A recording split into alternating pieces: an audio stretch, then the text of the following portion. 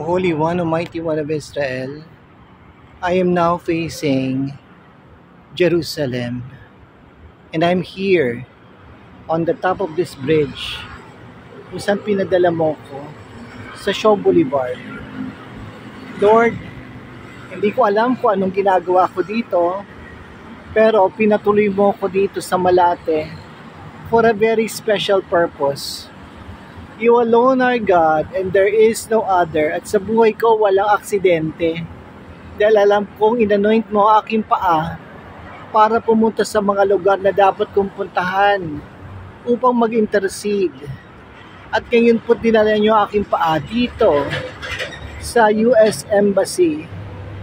Dito, Lord God, sa Manila Bay. Hallelujah. Lord, I don't know what to do, but my eyes are upon you. Kayong nakakita ng lahat. Kayo po ang nagtatakda ng kapalaran ng bawat bansa.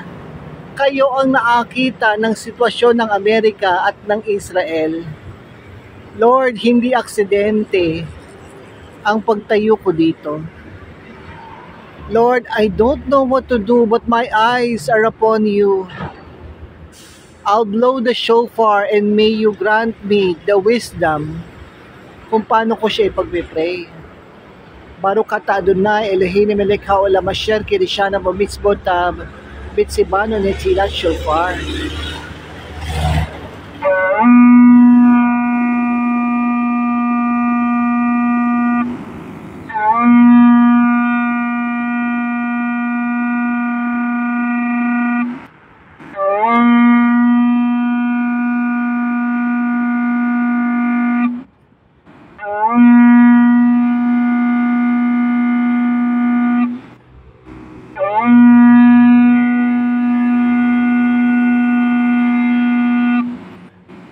You alone are God. At nakikita niyo po ang mga ginagawa ng mga Amerikano, ng ginagawa ng mga Israelita na inyong mga hinirang dito sa lupa. At kayo pong nakakaalam dahil kayo po ang nagbigay ng wisdom sa mga propeta noong unang panahon upang itala ang mga magaganap sa huling panahon. Because you are God and there is no other. You form light and create darkness. You make peace and create disaster. You alone do all these things. Saan pa kami tatakbo?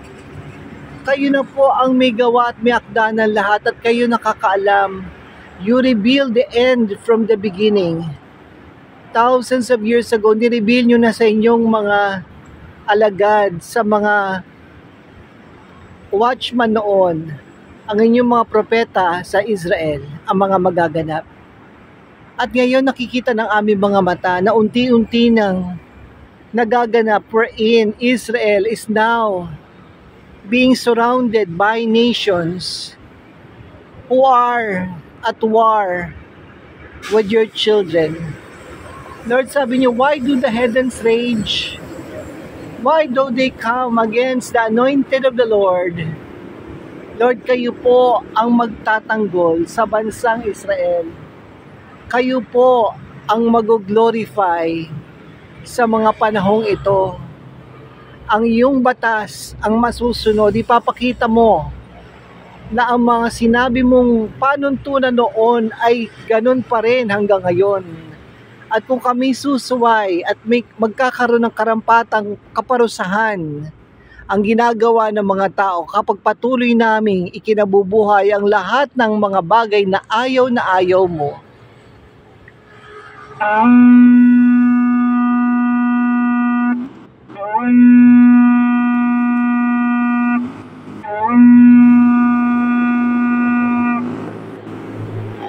So na I pray, maraming nagsasalita, maraming nagkwekwento, maraming palaisipan, ngunit isialang ang totoo, nagkabuklod-buklod na ang lahat ng mga kalaban ng Israel.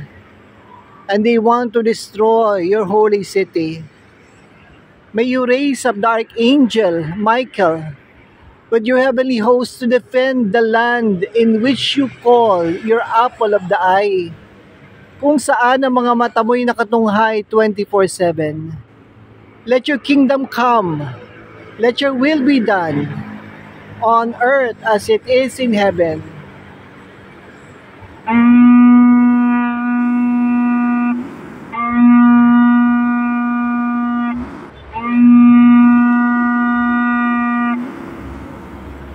At dahil nga po doon, O Lord God, ang Amerika is now facing one of its greatest threats dahil pinagkakaisahan din siya ng mga bansang nagbubuklod-buklod na lumalaban sa bansa na iyong tinalaga bilang sa iyo. Oh Lord, I don't know what to do but my eyes are upon you. Nakikita ko ang magiging kahihinatnan ng mga magaganap. And I ask for your mercy. In the face of your fierce wrath and anger, I ask for your mercy to save the righteous, to save those who call upon you.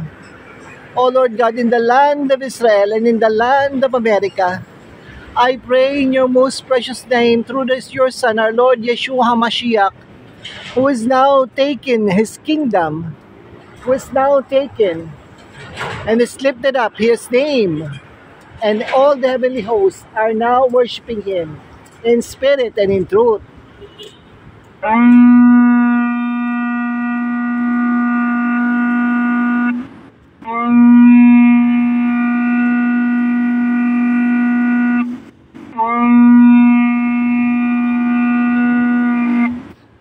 Worthy, worthy, worthy is the Lamb that was slain to receive power and wealth and wisdom and might and honor and glory now and forevermore.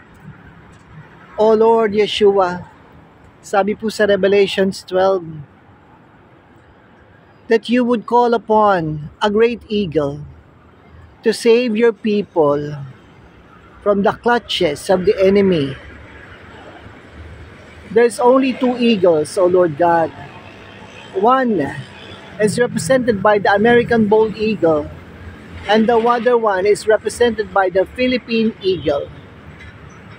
Lord, I pray, kung kami talaga yon na nakasulat na nakatalaga, natutulong sa inyong bansa, sa inyong mga anak, sa mga Israelita sa huling panahon, touch the people na sinabihan ko ng mensahe.